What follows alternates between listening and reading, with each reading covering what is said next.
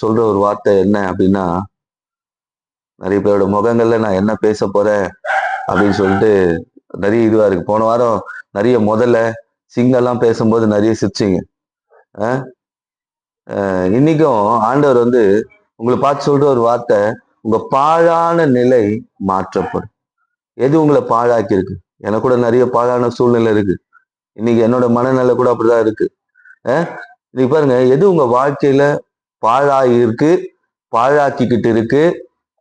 அது உடல் ரீதியான பிரச்சனையா? உடல் பாழா போயிட்டு இருக்கா? மனசு பாழா போயிட்டு இருக்கா? இல்லைன்னா குடும்பம் பாழா போயிட்டு இருக்கா? இல்ல பாழா போன நிலைமையில தான் இன்னைக்கு உட்கார்ந்து இருக்க. பாதி பாழா போச்சு, மீதி எப்ப பாழா போவோம்னு தெரியல. அந்த மனநிலையில இருக்கிறீங்களா? இன்னைக்கு ஆண்டவர் உங்களை பார்த்து சொல்ற ஒரு வார்த்தை, உன் பாழான நிலையை நான் மாற்று. உன் பாழான சூழ்நிலையை நான் என்ன பண்ண போறேன்? மாற்ற போறேன். அதை நான் கட்டி எழுப்ப போறேன். மறுபடியும் என்னுடைய வல்லமையை நீங்க உங்க வாழ்க்கையில பார்ப்பீங்க. இப்ப எந்த பாழான நிலை? சிலருக்கு நிறைய இருக்கும். சிலருக்கு ஒரு மனுஷன் வாழ்க்கையை பாழாக்குவான். சிலர் தங்களுடைய வாழ்க்கையை பாழாக்கிக்கிறாங்க. ஆனா நான் சொல்றேன், உங்க பக்கம் நியாயம் இருக்கும் பட்சத்துல உங்க வாழ்க்கை ஏதோ ஒரு சூழ்நிலையில பாழா போயிருக்குன்னா, இன்னைக்கு ஆண்டவர் அதை கட்டி எழுப்ப வல்லவரா இருக்கிறார். அதை விசுவாசிக்கணும். ஆண்டவரே, இது வரைக்கும் அநேக பால் கடிப்பு, இது மத்தியில என்னை கொண்டு வந்து இங்க நிப்பாட்டி இருக்கிறீங்க. என்னை இன்னைக்கு கடவுளுடைய வார்த்தையை கேட்க வச்சிருக்கிறீங்க. இன்னைக்கு நான் வந்திருக்கிறது எனக்காக தான் நீங்க பேச வந்திருக்கிறீங்க போல அப்படின்னு நினைங்க. ஆண்டவர் இன்னைக்கு உங்களோட பேசுவார். ஒரு வசனத்தை எடுப்போம். ஏசியாவின் தீர்க்க தரிசன புத்தகம் 61ஆம் அதிகாரம். ஏசையா 61ஆம் அதிகாரம் 4வது வசனம். ஏசியா 61ஆம் அதிகாரம் 4வது வசனம்.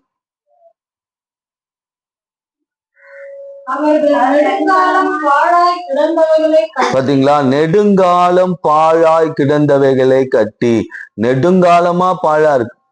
பிறந்ததுல இருந்தே ஒரு சில சூழ்நிலை பாழாவே தான் இருக்கு. பிறந்ததுல இருந்தே ஒரு சில மனுஷங்க என்ன பாழாக்குற மாதிரிதான் இருக்கிறாங்க. பிறந்ததுல இருந்தே ஒரு தலைவலியோ, ஒரு வயிற்று வலியோ, ஒரு கால் வலியோ, ஒரு நரம்பு பிரச்சனையோ, இல்ல கண்ணு பிரச்சனையோ என்ன பாழாக்கிக்கிட்டே தான் இருக்கு. பிறந்ததுல இருந்து எவ்வளவு பணம் வந்தாலும் எனக்கு அது பாழாதான் போயிட்டு இருக்கு. எத்தனை பேர் சொல்ல முடியும்? நான் நல்லவனாதான் இருக்கேன், ஆனா என் வாழ்க்கையில ஏதோ ஒரு பால் கடிக்கிற ஒரு சூழ்நிலை, ஏதோ ஒரு பால் கடிக்கிற சூழ்நிலை வந்திருக்கு. ஆனா இன்னைக்கு வேதம் சொல்லுது, அவர்கள் நெடுங்காலமாய் கிடந்தவைகளை கட்டி பூர்வ காலத்தில் நிர்மூலமானவைகளை எடுப்பித்து தலைமுறையா இடித்து கிடந்த பாழான பட்டணங்களை புதிதாய் கட்டுவார்கள். ஆண்டவர் சொல்றாரு, இனி புதுசா நான் கட்ட போறேன். உன் பாழான சூழ்நிலையை நான் புதுசா மாத்த போறேன். இன்னைக்கு எந்த சூழ்நிலையில இந்த செய்தியை கேட்டுட்டு இருக்கீங்கன்னு தெரியாது. ஆனா பாழா போனது மறுபடியுமா புதுசா கட்டப்படும். பழைய பில்டிங்லாம் பார்த்துருக்கீங்களா? அங்கங்க ஓட்டையா இருக்கும், உடைச்சலா இருக்கும், ரொம்ப மோசமான சூழ்நிலையில இருக்கும். ஆனா அதை ஒரு காலகட்டம் கழிச்சு இது பாரம்பரியம்னு சொன்னவன என்ன பண்ணுவாங்க? அதுக்கு பூசு வேலை பார்த்து, பட்டி பார்த்து, உடைச்சதெல்லாம் இது பண்ணுவாங்க பாருங்க. அது போலதான் இன்னைக்கு ஆண்டவர் உங்க வாழ்க்கையில அந்த காரியத்தை செய்யப்போம். உங்க குடும்பத்துல அந்த காரியத்தை செய்யப்போற. குடும்பம் பாழா இருக்கு, ஆண்டவரே என் குடும்பம் பாழா இருக்கு, என் சரீரம் பாழா இருக்கு, எதிர்காலம் பாழா இருக்கு. நீ கவலைப்படாத, உன் பாழான நிலையை நான் மாற்ற போறேன். இந்த பாழான நிலைன்னா என்ன தெரியுமா? பாழான நிலைக்கு விளக்கம் சொல்றேன் பாருங்க. வேதம் சொல்லுது, பாழான நிலைன்னா அழுகி போன நிலை, திருப்பி அது மாறாது. பாழான நிலைக்கு பேர் என்ன? அழுகி போன நிலை. அடுத்தது என்ன? அழுகுனா என்ன ஆகும்? நாற்றம் அடிக்கிற நிலை. இன்னைக்கு எத்தனை பேரோட வாழ்க்கை அழுகி போயிருக்கு? எத்தனை பேருடைய குடும்பம் நாரி போயிருக்கு? மறுபடியும் அதை உருவாக்க முடியாத நிலை. இப்போ ஒரு தக்காளி வீட்டுல வச்சிருப்பீங்க, அந்த தக்காளி என்ன ஆகும்? அழுகிடுச்சுன்னா அதை கட் பண்ணி போட்டு மீறி சமைப்பாங்க. ஏன்னா என்ன பண்ண முடியாது, அதை அழுகி போச்சு. கொஞ்சம் விட்டா நாத்தடிக்கும், கொஞ்சம் விட்டா என்ன ஆகும்? மறுபடியும் அதை உருவாக்க முடியாது. ஆனா ஆண்டவர் சொல்ல பாரு, மறுபடியும் நான் அதை கட்டி எழுப்புவேன். இது நம்மளால சாத்தியம் கிடையாது. ஒரு உருளைக்கிழங்கோ ஒரு வீட்டுல, நான் உதாரணத்துக்கு சொல்றேன், கெட்டு போச்சுன்னா என்ன பண்ணுவோம்? அதை உருவாக்க முடியுமா? மறுபடியுமா ஒரு பால் கெட்டு போச்சுன்னா மறுபடியும் பாலா உருவாக்க முடியுமா? ஆனா ஆண்டவர் சொல்றாரு, உன் வாழ்க்கையும் அப்படிதான் இருக்கு. இன்னைக்கு நான் அதை மறுபடியும் கட்ட போறேன். இன்னைக்கு விசுவாசிக்கிறேன், பாலான நிலை மாறும். என் பாலான நிலையை கர்த்தர் மாற்றுவார். ஏதோ ஒரு பால் கடிப்பு என் குடும்பத்துல இருக்கு, அதை நிச்சயமா ஆண்டவர் மாத்துவார். அதை விசுவாசிக்கணும், அதை முழுசா விசுவாசிக்கணும். இன்னைக்கு ஆண்டவர் சொல்லி இருக்கிறார் பாருங்க. இது யாரை கொண்டு சொல்றாரு பாருங்க? ஒரு தீர்க்க தரிசியை கொண்டு சொல்றார், ஒரு ஊழியரை கொண்டு பேசுறார். என்ன பேசுறாரு? பாழா போன சூழ்நிலை மறுபடியும் கட்டப்படும் அப்படின்னு சொல்லி. இன்னைக்கு ஒரு நிமிஷம் மனசுல நினைங்க, எது பாழா இருக்கு? ஒரு நிமிஷம் கண்களை மூடி என்ன பண்ண போற? ஆண்டவர்கிட்ட ஒப்பு கொடுக்க போற. ஆண்டவரே, இந்த சூழ்நிலை பாழா இருக்கிறதை நீர் அறிந்திருக்கிறீர். என் வாழ்க்கையில எது பாழா இருக்கிறது? என் வாழ்க்கையில எது என்னை பாழ்கடித்து கொண்டு இருக்கிறது? என் சரீரமா? என் குடும்பமா, என்னை சுற்றி இருக்கிற மனிதர்களா, என் பொருளாதார ரீதியான காரியங்களா, என் எதிர்காலமா, ஏதோ ஒரு சத்ரு, ஏதோ ஒரு பொல்லாத வல்லமை, ஏதோ ஒரு பொல்லாத ஆவி, பிசாசின் தந்திரங்க குடும்பத்தை பாழாக்க முயற்சி பண்ணிட்டு இருக்கு. அது பாழா போயிருச்சு. ஆனா இன்னைக்கு சொல்லியிருக்கிறீங்க, பாழான நிலைமை மாற்றுவேன்னு. பாழான நிலைமை மாற்றும்படியான வார்த்தை புறப்பட்டு வரட்டும். இந்த செய்தியில ஒவ்வொரு வார்த்தையும் இந்த பிள்ளைகளுக்கு அப்படியே இருக்கட்டும் என்று நாங்கள் செபிக்கிறோம். அப்ப இன்னைக்கு ஆண்டவர் பாழான நிலைய மாத்திருவார். இப்ப நான் நல்லா ஞாபகம் வச்சுக்கோங்க, எது உங்க வாழ்க்கையில பாழா இருக்கோ அதை ஆண்டவர் என்ன சொல்லியிருக்கிறார், நான் மாத்திருவேன்னு சொல்லிட்டார். அப்ப இந்த விசுவாசத்தோட இருக்கு. இது இன்னைக்கு யோசிப்போம், நம்ம வாழ்க்கையில எது பாழா இருக்கு, வாழ்க்கையில எது பாழா இருக்கு. கொஞ்சம் இன்ட்ரெஸ்டிங்காவே நான் உங்களுக்கு சொல்றேன். எடுத்துக்கொள்வோம். மார்க் எழுதின சுவிசேஷம் 5ஆம் அதிகாரம், மார்க்கு 5ஆம் அதிகாரம் 25ஆம் வசனத்தை வாசிப்போம். மார்க்கு 5ஆம் அதிகாரம். நல்லா நோட் பண்ணிக்கோங்க. இப்ப யாரா பேனா பேப்பர் வச்சிருந்தீங்கன்னா நோட் பண்ணிக்கோங்க. எத்தனை வருஷம், எத்தனை வருஷம், எத்தனை வருஷம்? 12 வருஷமாய் பெரும்பாடு உள்ள ஒரு ஸ்திரீ. இந்த அம்மாக்கு 12 வருஷம் பிரச்சனைங்க. பாழா போயிருக்கு, சரீரம் பாழா போச்சு. 12 வருஷம் வேதனை, பாழா போச்சு. 26வது வசனம் பாருங்க. அநேக வைத்தியர்களால் மிகவும் வருத்தப்பட்டு தனக்கு உண்டானவைகள் எல்லாம் செலவழித்து சற்றாகிலும் குணமாகாமல் அதிக வருத்தப்படுகிற பொழுது, கையில இருந்த காசெல்லாம் செலவாச்சு, கடன் ஆயிடுச்சு, கடன் ஆயிடுச்சு, வருத்தம், குணம் அடையல. நிறைய பேர் பிரச்சனைக்கு தீர்வு டாக்டர், நிறைய பிரச்சனைக்கு தீர்வு மனுஷங்க, கடவுள் மட்டும்தாங்க. எத்தனை வருஷம்? 12 வருஷம். 1 2 இல்லைங்க, 12 வருஷம் பாடு, பெரும்பாடு, சொல்ல முடியல வேதனை. எங்கெங்கயோ போனா, பணம் எல்லாம் போச்சு. ஆனா ஒரு சிலருக்கு அப்பதான் இயேசுவை ஞாபகம் வருங்க. பணம் எல்லாம் போய், மனுஷால் எல்லாம் போய், எல்லாரும் வெறுத்து தள்ளி, இனி இவளை கிட்ட சேர்க்க முடியாது. இப்ப இந்த அம்மாவுடைய நிலைமை என்ன? 12 வருஷம் உடம்புக்குள்ள பெரும்பாடு, நாத்தடிக்கிற வாழ்க்கை, அழுகி போன உடம்பு, அழுகி போயிட்டு இருக்கு கொஞ்சம் கொஞ்சமா. 12 வருஷம் உடம்புல பெரும்பாடு, வியாதி இருக்குன்னா என்ன ஆயிருக்கு? உடம்பு அழுகி போயிட்டு இருக்கு கொஞ்சம் கொஞ்சமா, நாற்றம் அடிக்கிற நிலைமை, யாராலையும் மாற்ற முடியாத நிலைமை, தான் சொந்த செலவு பண்ணி மாற்ற முடியாத ஒரு சூழ்நிலை.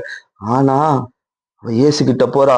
27வது வசனம். இயேசுவை குறித்து கேள்விப்பட்டு நான் அவருக்கு வஸ்திரங்களை ஆகிலும் தொட்டால் சொஸ்தமாவேன் என்று சொல்லி.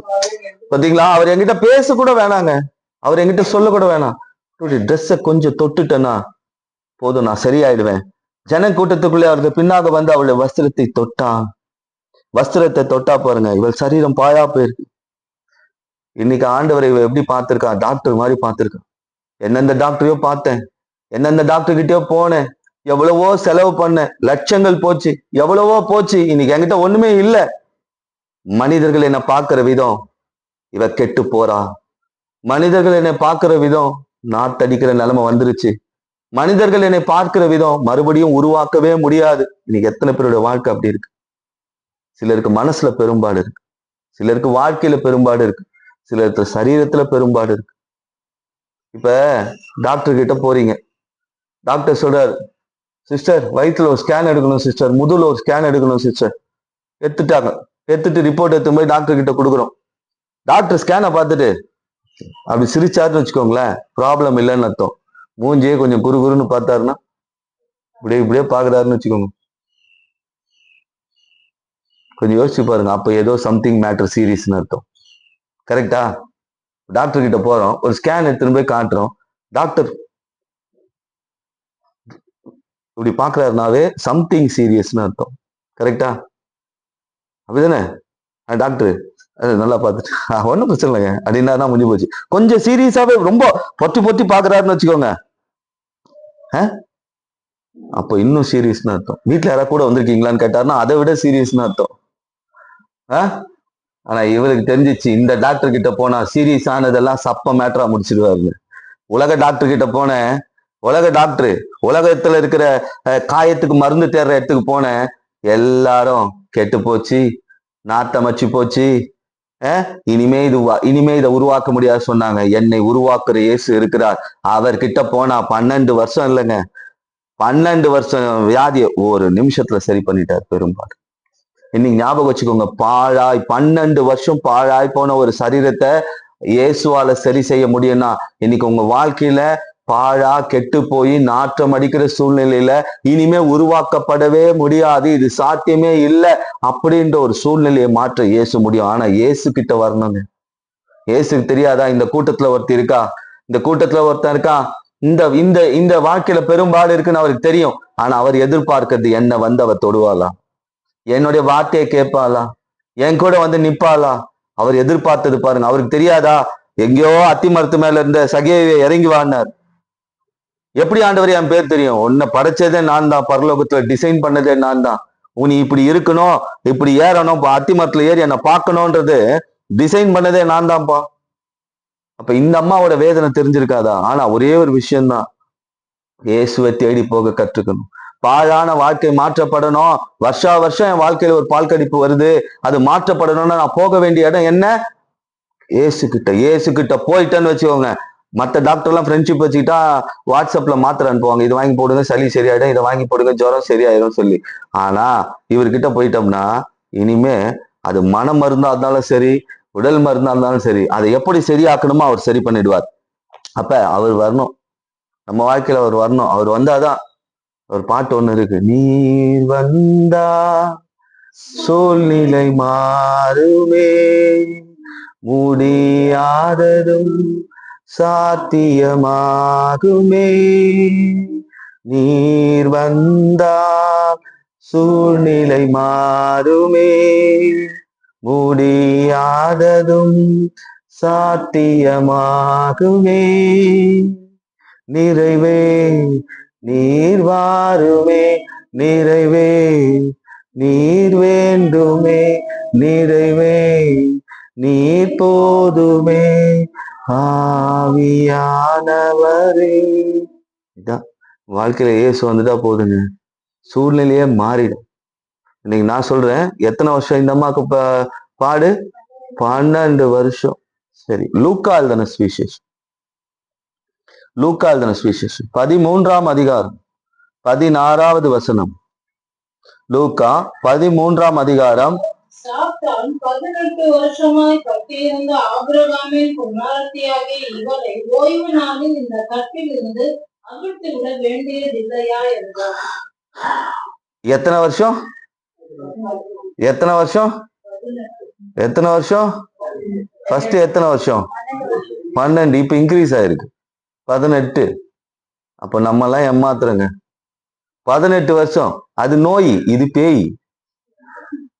எது? அது நோய், இது பேய். ஏன்னா 18 வருஷம் சாத்தான் கட்டி வச்சிருந்தா ஆபிரகாமின் குமாரத்தி. ஆபிரகாமின் குமாரத்தினா யாரு?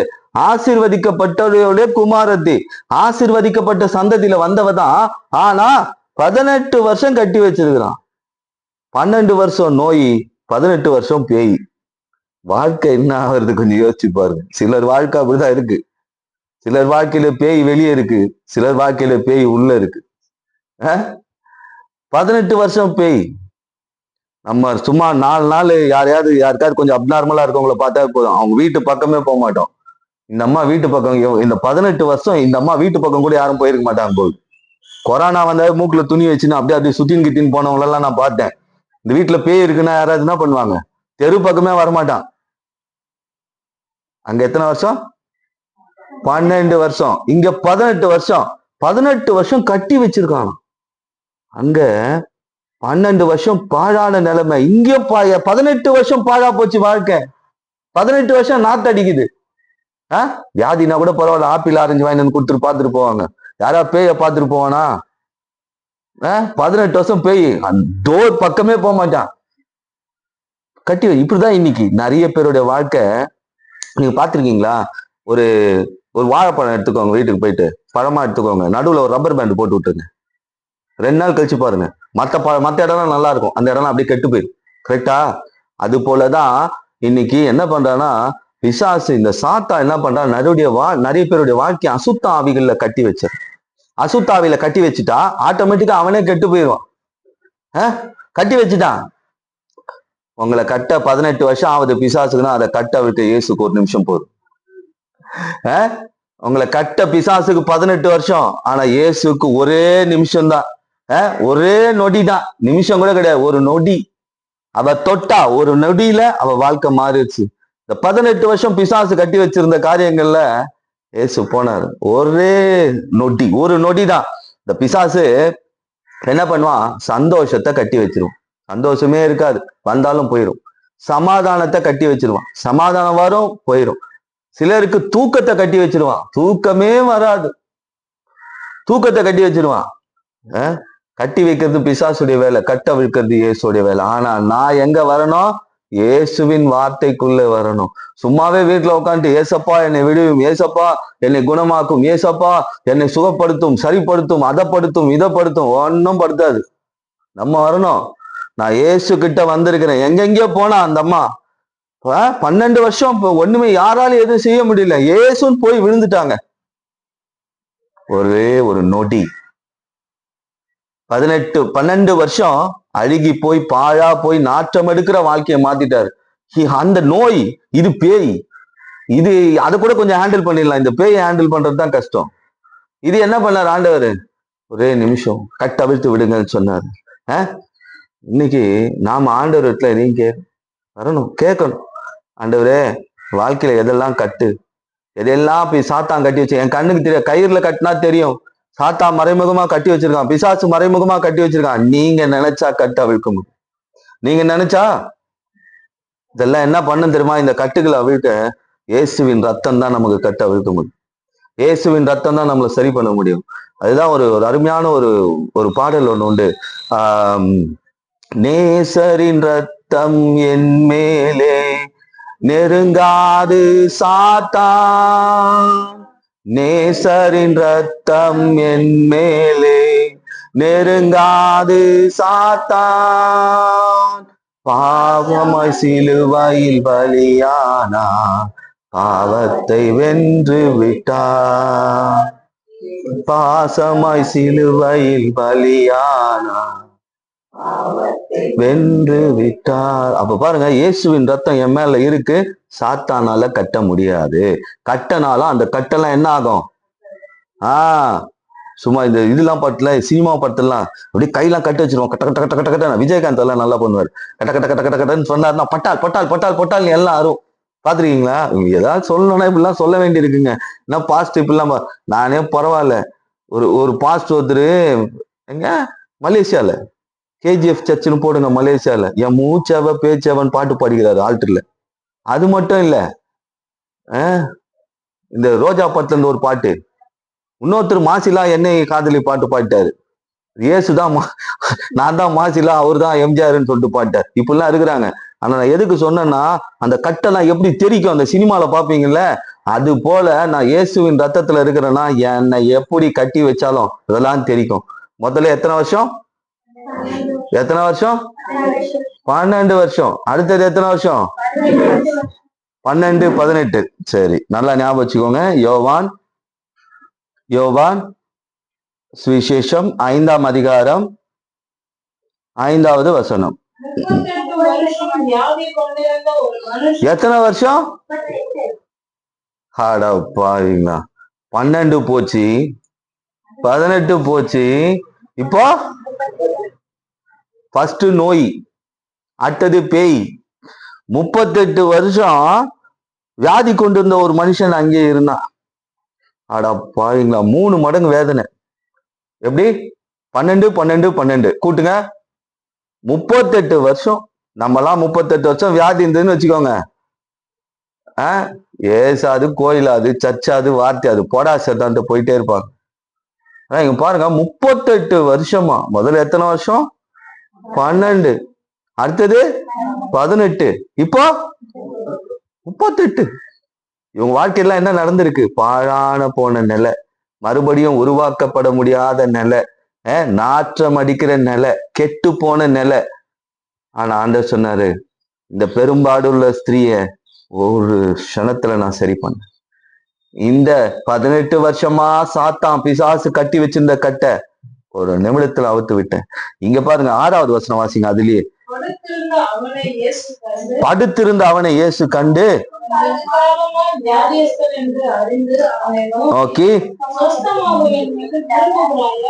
இப்ப கேள்வி வேற கேட்கிறாரு. 38 வருஷம் படாத பாட்டுல இருக்கான். அவன் கிட்ட போய் சரியாகணுமா வேணாமான்னு கேட்டா என்ன சொல்லியிருப்பான்?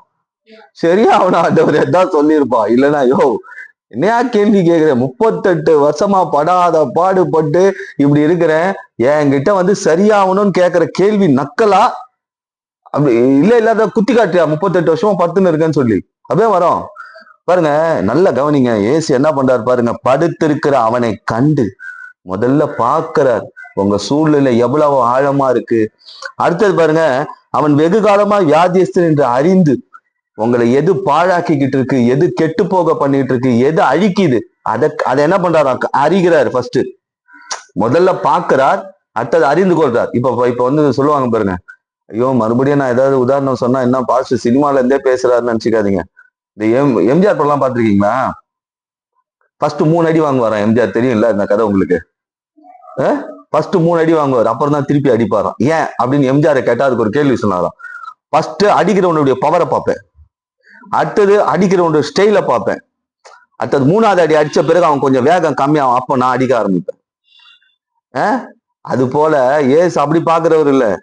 இந்த பிரச்சனை எப்படி இருக்கு, இந்த 38 வருஷம் இவனுக்கு ஏன் இந்த பிரச்சனை வந்தது, அது மட்டும் இல்ல அதை அறிகிறார். அந்த பிரச்சனையுடைய தீவிரத்தை அறிகிறார். பிரச்சனையுடைய தீவிரத்தை அறிகிறார். அவனை நோக்கி சொஸ்தமாக வேண்டும் என்று விரும்புகிறாயான்னு கேட்கிறார். நீ விருப்பப்படுறியாப்பா? நான் விருப்பப்படுறேன் உன்னை சரி பண்ணணும்னு சொல்லி. இப்ப நான் விருப்பப்படுறேங்க, நான் என்ன விருப்பப்படுறேன், மகளே பிருந்தா கண்ணால பைபிளை எடுத்து படிச்சு வாசிச்சு 4 வசனத்தை நான் சொல்லும் போது வாசிக்கணும்ன்றது என்னுடைய விருப்பம். ஆனா நீ விரும்புறியாத ஆண்டவர் கேட்கிற, நீ விரும்புறியா? 8வது வசனம் வாசிங்க. அவனை நோக்கி எழுந்துரு, எடுத்துக்கொண்டு நட என்றார். 38 வருஷம் படுக்கையோட வந்திருக்காங்க, சுத்தினே இருந்திருக்கான், டிராவல் ஆயிருக்கான். ஏன்னா யூதர்களுக்கு ஒரு பழக்கம் உண்டு. அவங்க என்ன பண்ணுவாங்க, வீட்டுல படுக்கிற படுக்கையில உடம்பு சரியில்லைன்னா அதுல படுக்க மாட்டாங்க, அதுக்குன்னு தனி படுக்க வச்சிருப்பாங்க, வியாதியின் படுக்கை அது படுக்க வச்சிருப்பாங்க. அந்த படுக்கை எங்க போனாலும் எடுத்துட்டு போவாங்க, போட்டு பத்துப்பாங்க. ஆண்டவர் சொன்னாரு, படுக்கை எடுத்துக்கொண்டு நட. படுக்கை எடுத்துக்கொண்டு நடந்து போனான். அது ஓய்வு நாளா இருந்தது. அடுத்த வசனத்துல பாருங்க, வியாதியின் படுக்கையை மாத்திட்டார்.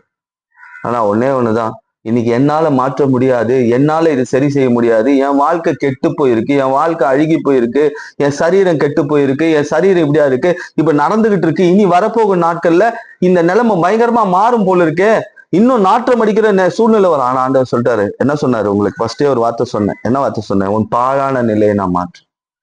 12 வருஷம் மாற்ற முடியாத ஒரு சூழ்நிலை, 18 வருஷம் மாற்ற முடியாத ஒரு சூழ்நிலை, 38 வருஷம் மாற்ற முடியாத சூழ்நிலை, உங்க பாழான சூழ்நிலையை மாற்றி அதை மறுபடியும் கட்டி எழுப்ப இயேசு வல்லவரா இருக்கிறார். ஆனா நான் செய்ய வேண்டியது ஒண்ணுதான். ஃபர்ஸ்டே சொன்னேன், ஆண்டவருடைய நேரத்தை ஆண்டவருக்கு கொடுத்துடணும். ஆண்டவர் எனக்கு கொடுக்கறதுல 10ல் 1 பங்கு ஆண்டவருக்கு கொடுத்துடணும். நாம இப்படி கொடுத்தா ஆண்டவர் இப்படி கொடுக்க ஆரம்பிச்சிருவார். என் பாழான நிலைமை மாற்றணும்னா நான் முன்ன வரணும். நான் முன்ன வந்து நிற்கும் போது ஆண்டவர் என்ன செய்யறார்? கிரியை செய்கிறவரா இருக்கிறார். அப்ப பாருங்க, முதல்ல எத்தனை வருஷம்? அடுத்தது சரி, அப்போஸ்தலர் நடபடிகள் 4ஆம் அதிகாரம் 22வது வசனம். அப்போஸ்தலர் நடபடிகள் 4ஆம் அதிகாரம் 22வது வசனத்தை வாசிப்போம். எத்தனை வயசு? 12, 18, 38, இப்போ 40. வாழ்க்கையே பாதி முடிஞ்சு போச்சுங்க. வாழ்க்கையே பாதி அவுட்டு.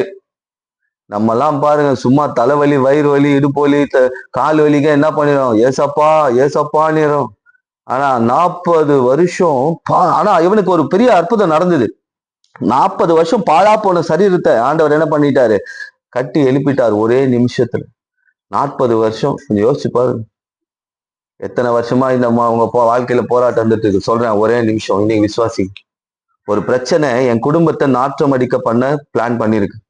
ஒரு பிரச்சனை என் சரீரத்தை நாத்தம் அடிக்கணும், நாசமா போயிடணும்னு நினைக்குது. ஒரு பிரச்சனை என் குடும்பத்தை மட்டும் இல்ல, என் பிள்ளைகளை, என் எதிர்காலத்தை பாழாக்கணும்னு நினைக்குது. ஆனா ஆண்டவர் சொல்ற, 40 வருஷம் இருந்த அந்த பாழான போன சூழ்நிலையை என்னால மாற்ற முடியும்னா, உங்க வாழ்க்கையில இப்ப நடந்துகிட்டு இருக்கிற பிரச்சனைகளுக்கு ஒரு நொடி போதும் ஆண்டவர் மாற்ற. அப்ப இன்னைக்கு ஆண்டவர் இடத்துல நம்ம என்ன பண்ணிடணும், நம்ம குடும்பத்தை நம்ம வாழ்க்கையை ஒப்பு கொடுத்துடணும். ஒப்பு கொடுங்க, ஒப்பு கொடுக்க கூடாது, ஒப்பு கொடுத்துடணும். என்னையே நான் கொடுத்துடணும். நான் சொல்றேன், டாக்டர் ஆயிரம் சொல்லட்டும், டாக்டர் அப்படிதானே சொன்னாங்க அந்த அம்மாக்கு. ஆனா ஆண்டவர் என்ன செஞ்சார், ஒரு நிமிஷம், ஒரே ஒரு ஒரு ஒரு நொடியிலே அதை சரி செய்தார். சரி, முதல்ல எத்தனை வருஷம், அடுத்தது 18, அடுத்தது அடுத்தது அடுத்தது யோவான் எழுதின சுவிசேஷம் 11ஆம் அதிகாரம் 39வது வசனம். யோவான் 11:39. அதான் அதை வாசிங்க.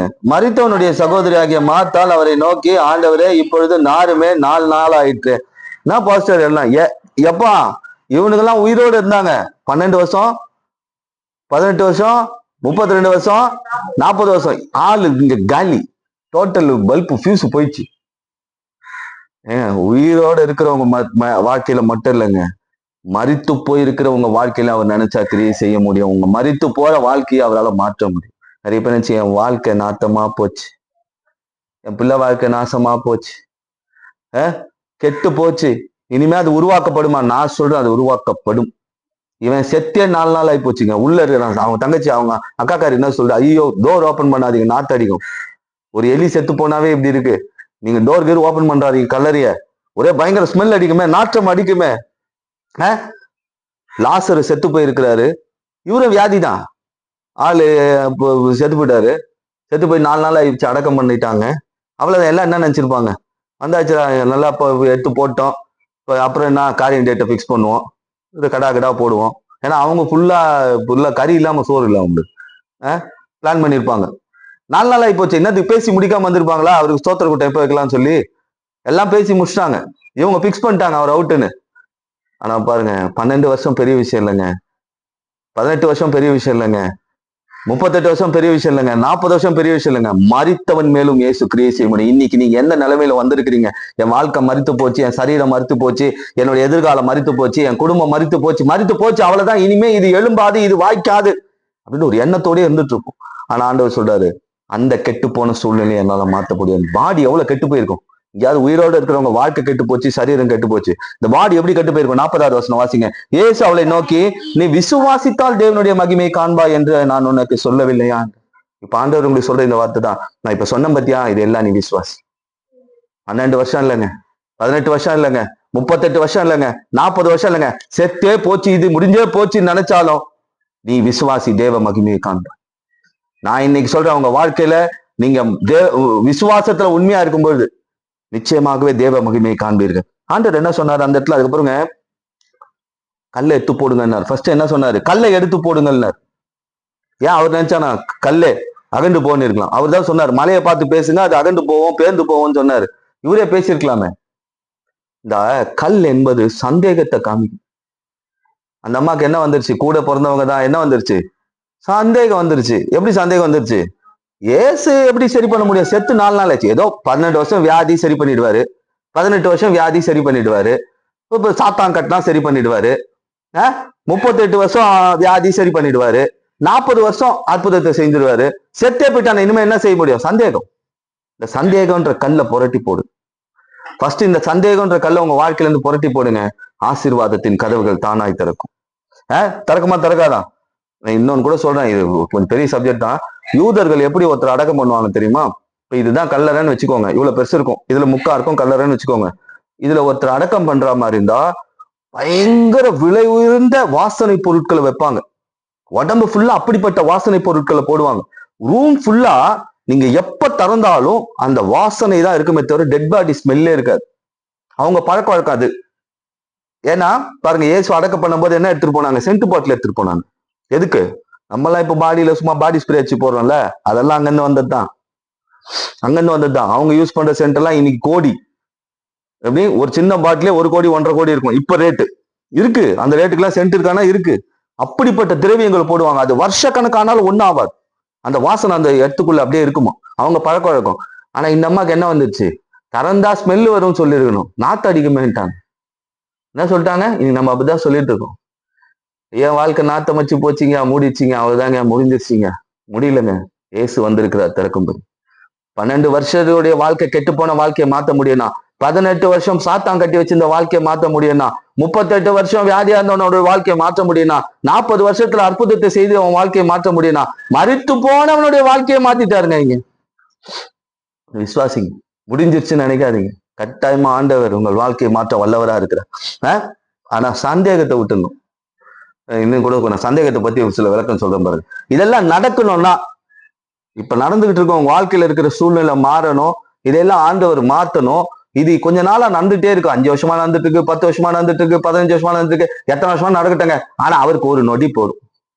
ஆனா அதுக்கு நீங்க என்ன பண்ணக்கூடாது? சந்தேகப்படக்கூடாது. லூக்கா 24ஆம் அதிகாரம் 38வது வருஷம் வாசிச்சு பாருங்க. இயேசு அவர்களை நோக்கி, உங்கள் இருதயங்களிலே சந்தேகங்கள் எழும்பினது என்னன்னு கேட்டார். இருதயத்துல சந்தேகமா? இப்ப இருதயத்துல ஒரு டவுட் வரும். பைபிள்ல 18 வருஷம் சரி, 12 வருஷம் சரி, 38 வருஷம் சரி, 40 வருஷம் சரி, மரித்து போயிருக்கிற சூழ்நிலை சரி, இதெல்லாம் எனக்கு நடக்குமா அப்படின்னு ஒரு கேள்வி வருது பாருங்க. அதான் இருதயத்துல சந்தேகம். இந்த இருதயத்துல சந்தேகம் வரக்கூடாது. இன்னைக்கு இந்த இருதயத்துல என்ன வரக்கூடாது? நமக்கு சந்தேகம் வரக்கூடாது. இருதயத்துல சந்தேகம் வந்ததுன்னா நமக்கு வாழ்க்கையில என்ன நடக்காது? கெட்டு போன சூழ்நிலை மாறாது. இருதயத்துல மட்டும் இல்லைங்க. மத்தேயு 14ஆம் அதிகாரம் 30-31 வசனங்கள்ல பேதுரு தண்ணி மேல நடக்கிறாரு. காத்து பலமா இருக்கிறத பார்த்து அமிழ்ந்து போகையில, ஆண்டவரே என்னை ரட்சியும் என்று கூப்பிட்டான். அற்ப விசுவாசியை ஏன் சந்தேகப்பட்டாய் என்றார். ஆண்டவர் தான் வாமான்றாரு. ஆண்டவர் தான் நீ வந்து என்கிட்ட நில்லு, என்னோட வார்த்தையை கேளு, என்னை ஆராதி, என்னை மகிமைப்படுத்து, எனக்கான காரியத்தை சரியா கொடுன்னு சொல்றாரு. ஆனா நான் அதை செய்யும் போது லைட்டா தடங்கள் வரும். சர்ச்சுக்கு வாமா, அப்பதான் சொந்தக்காரன் வரும். ஆண்டவருக்காக கொடுக்கணும் காணி கெட்டு வச்சு பாஸ்டர், திடீர்னு ஹாஸ்பிட்டலுக்கு ஒருத்தர் செலவாகி போச்சு பாஸ், இதெல்லாம் வரும். ஆனா அதையும் மீறி ஒருத்தன் வராம பாத்தீங்களா? அதுதான் ஆண்டவர் சொன்னாரு, நான் தானே உன்னை கூப்பிட்டேன், நான் தானே உன்னை செய்ய சொன்னேன், நீ செய்யும் போது தடங்கள் வந்துதான் நான் உன் கூட இருக்கணும் பாரு. அப்பதான் சொன்னார், அற்ப விசுவாசியை ஏன் சந்தேகப்பட்டு? நான் உன்னை முழுக்க விட்டுருவேனா? நான் உன்னை கீழே விட்டுருவேனா? நான் தான் உன்னை அழைச்சேன். சந்தேகப்படக்கூடாது. இப்ப சொன்ன வார்த்தைகள் எதையும் என்ன பண்ணக்கூடாது? சந்தேகப்படக்கூடாது. சந்தேகப்படாமல் விசுவாசிக்கணும். ரோமர் 4ஆம் அதிகாரம் 20வது வசனத்தை பாருங்க. ஆபிரகாம் வாக்கு தத்தங்களை குறித்து சந்தேகப்படவே இல்லையா? வாக்கு தத்தங்களை குறித்து ஆண்டவர் சொல்றாரு, ஏய் உனக்கு என்னடா, உனக்கு குழந்தை பெற்றுக்கிற தகுதியே இல்லை, உன் பொண்டாட்டிக்கு கர்ப்ப பையே கிடையாது, ஆனா குழந்தை பிறக்கும், உன்னை பெரிய ஐஸ்வர்யவனா மாத்துவேன், உன் பேரை பெருமைப்படுத்துவேன். இதெல்லாம் நடக்க சாத்தியம் இல்லை. நான் கொட்டா வீட்டுக்காரன், ஆடு மேய்ச்சின்னு இருக்கிறேன், அவ்வளவுதான் என் வாழ்க்கை. ஆனா அவன் பாருங்க அதை நம்பலாம். இல்லைங்களா? இப்ப வந்து அற்புதாவை பார்த்து சொன்ன ஒரு வார்த்தை, நீ 10 பேருக்கு வேலை கொடுக்குற அளவுக்கு ஒரு ஆபீஸை போட்டு சூப்பரா உட்காந்து அப்படியே அங்கங்க கான்ட்ராக்ட் எடுத்து நடத்துவ, அதை அவன் ஃபுல்லா ஒரு ஃபுல் டைம் சொல்லிட்டாரு, இது நடந்தே தீரும் அப்படின்னு நம்பிட்டா, முடிஞ்சு போச்சு. அவ்வளவு அது கட்டாயமா நடக்கும். நடக்குமா? நான்லாம் இப்படியா? இல்ல அப்படிலாம் நினைக்கூடாது. நீங்க நான் சொல்றேன் பாருங்க, இதை முழுசா நம்பி பாருங்க, நடக்கும். இன்னைக்கு உங்க சரீரத்தை குறித்தும், உங்க வாழ்க்கை குறித்தும், உங்க பிள்ளைகளை குறித்தும், உங்க குடும்பத்தை குறித்தும் நான் சொன்ன பாருங்க, பாழா போயிருக்கு, பாழா போயிட்டே இருக்கு, சுத்தமா இது பாழாவே போயிடும். நான் சொல்றேன், உங்க விசுவாசம், சந்தேகப்படாம ஒரு விசுவாசம் நிச்சயமா அதை மாற்றும். அது இருதயத்துல சந்தேகப்படக்கூடாது. ஏசு வர சொல்லிட்டா சந்தேகப்படக்கூடாது.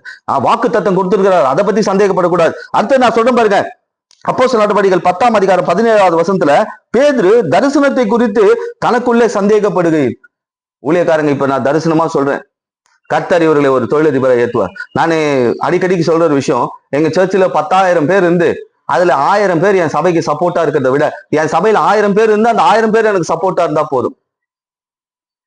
ஓகேவா? ஊழியத்துக்கு சப்போர்ட்டா இருந்தா போதும், ஊழியம் பண்ணா போதும்.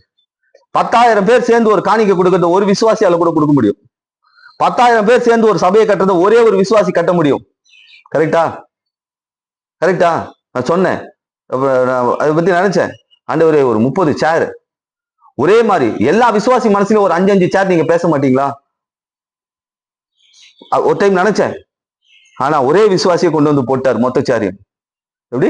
ஒரே விசுவாசியை கொண்டு வந்து மொத்த சாரியம் போட்டார். ஏய் நீ 10 பேர் எதிர்பார்த்துட்டு இருக்க, நான் ஒருத்தனை ஆயத்தம் பண்ணி வச்சிருக்கேன். நான் சொல்ல பாருங்க, சந்தேகப்படாதீங்க.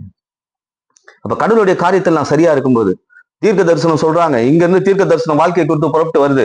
ஆனா இந்த மனுஷன் என்ன பண்ணானா?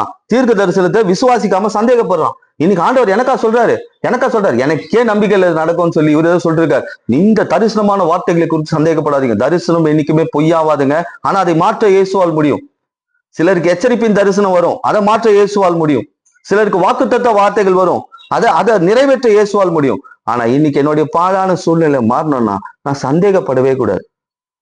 சந்தேகப்பட்டா நடக்காது. சந்தேகப்பட்டா என்ன ஆகாது?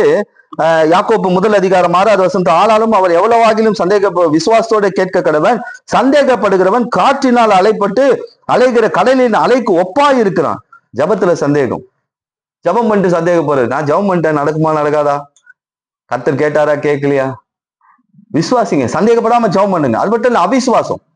இப்ப இந்த அம்மாக்கு என்ன வந்தது? கல்லறைக்குள்ள கொண்டு போய் வச்சிட்டாங்க, நாத்தடிக்க வந்துட்டாங்க. அவிசுவாசம். நடக்காத ஆண்டவரே, 4 நாள் ஆயிப்போச்சு. சந்தேகம் ஒரு பக்கம், அவிசுவாசம் ஒரு பக்கம். மத்தேயு 13:58 இப்படியா சொல்லப்பட்டிருக்கு, அவர்கள் அவிசுவாச நிமித்தம் அவர் அங்கே அநேக அற்புதங்களை செய்யவில்லை. நம்ம அவிசுவாசம் நம்ம வாழ்க்கையில நடக்க போற அற்புதத்துக்கு தடையா இருக்குமா? நம்ம சந்தேகம் நம்ம வாழ்க்கையில கெட்டு போன சூழ்நிலையை மாத்துறதுக்கு தடையா இருக்கும். அப்ப இன்னைக்கு 2 விஷயத்த செஞ்சிடணும்.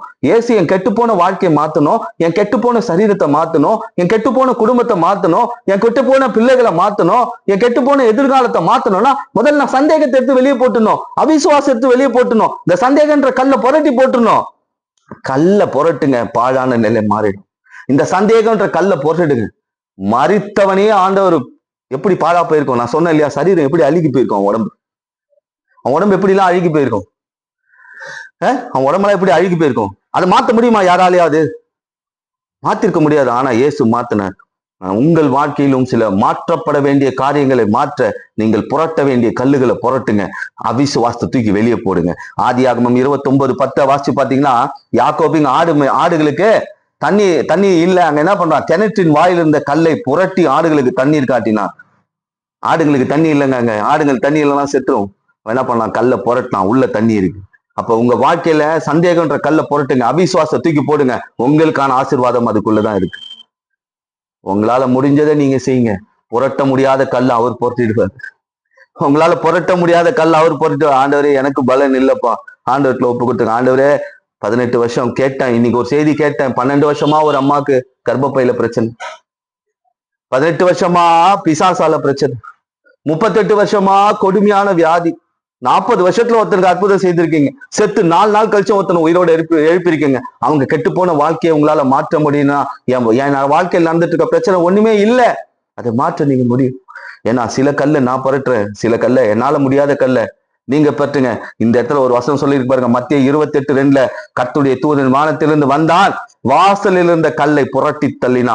இன்னைக்கு பாருங்க, கல்லை நீங்க புரட்ட முயற்சி பண்ணுங்க, இல்லையா ஆண்டவர்ல ஒப்பு கொடுத்துருங்க. தூதன் வருவான், கல்லை புரட்டுவான், உங்களுக்கான ஆசீர்வாதம் கிடைக்கும். கெட்டு போன சூழ்நிலை மாற்றப்படும், கெட்டு போன சூழ்நிலை மாற்றப்படும். நம்ம செவிப்போம். இன்னைக்கு ஆண்டவர் உங்கள் மத்தியில பேசியிருக்கிறார், செவிப்போம். அப்படியே நாம் செவித்து திருப்பந்திக்கு நேரம் சொல்லலாம். ஆண்டவரே, இந்த நாள்ல கெட்டு போன சூழ்நிலையை நான் மாற்றுவேன். கெட்டு போன சூழ்நிலை இது எதை காட்டுகிறது? அழுகி போன நிலை, நாற்றம் எடுக்கிற நிலை, மறுபடியும் உருவாக்கப்பட முடியாத நிலை. அப்படிப்பட்ட நிலையில இந்த செய்தியை கேட்டுக்கொண்டு, இந்த வார்த்தையை கேட்டுக்கொண்டு இருக்கிற பிள்ளைகளுக்கு ஆண்டவர் சொன்ன வார்த்தை, 12 வருஷமா பெரும்பாடு உள்ள ஒரு ஸ்திரீ, அவள் அங்கங்க அலக்களிக்கப்பட்டான், பணத்தை செலவு செய்தான். ஆனால் இயேசுவின் வஸ்திரத்தை தொட்ட ஒரு நொடியில் அவள் சுக பெற்றார். அது மட்டுமல்ல, 18 வருஷம் சாத்தான் கட்டி வைத்திருந்த ஆபிரகாமின் குமாரத்தி, ஒரு பக்கம் நோய், ஒரு பக்கம் பேய், ஒரு நிமிடத்தில் அதை கட்டவிழ்த்து விட்ட இயேசு. 38 வருடம் வியாதியாய் இருந்தவனை ஒரு நிமிடத்துல, ஒரு வினாடியில சுகப்படுத்தினவர். 40 வருடம் வியாதியின் போராட்டத்தில் இருந்தவனை ஒரு வினாடியில சரிப்படுத்தினவர். அது மட்டுமல்ல, மரித்து 4 நாள் ஆயும் நாற்றம் எடுக்கிற ஒரு சூழ்நிலையை மாற்ற வல்லவர் இயேசு என்று தன் வல்லமையை காண்பித்திருக்கிறேன். உங்கள் வாழ்க்கையில நடந்து கொண்டிருக்கிற போராட்டங்கள், பிரச்சனைகள், உங்கள் வாழ்க்கையில் நடந்து கொண்டிருக்கிற இந்த கெட்டு போன சூழ்நிலைகளை நாள்ல நீங்கள் ஆண்டவர்கிட்ட ஒப்பு கொடுங்க. ஆண்டவரே, சந்தேகம்ன்ற கல்லை நான் புரட்டிடுறேன், அவிசுவாசம்ன்ற கல்லை நான் தள்ளிடுறேன், என்னால முடிஞ்சதை நான் செய்யறேன். முடியாத காரியத்தை நீங்க செய்யுங்க, முடியாத காரியத்தை நீங்க செய்யுங்க. ஆண்டவரே, கல்லை புரட்டுங்க. என் வாழ்க்கையில உள்ள இருக்கிற ஆசீர்வாதங்களை நான் பார்க்கணும், கர்த்தருடைய கரம் என் மேல இருக்கணும். இடத்துல ஒப்பு கொடுப்போம், இடத்துல ஒப்பு கொடுப்போம். பாழாய் போன சூழ்நிலை நிச்சயமாய் மாற்றப்படும். இயேசுவின் நாமத்தால் மாற்றப்படும் என்று ஆசீர்வாதம். கர்த்தர் பெரிய காரியங்கள் இயேசுவின் நாமத்தால் ஜெபிக்கிறோம் பிதாவே, ஆமென்.